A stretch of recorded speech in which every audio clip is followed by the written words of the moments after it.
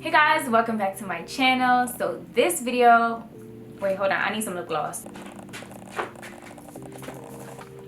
All right, take two. Hey guys, welcome back to my channel.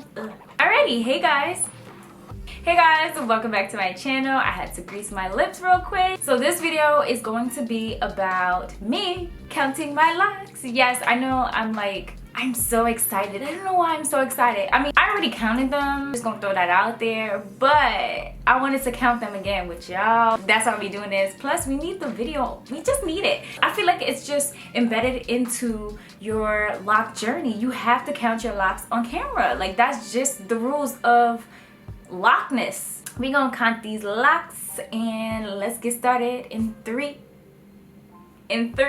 two, one. All right, guys. So I'm gonna try to do this in the most organized way possible. I got some scrunchies right here so we could just knock this out the park. One. Do I have to count out loud? I ain't gonna count out loud. I'm gonna just pull them to the side and we just gonna do what it do.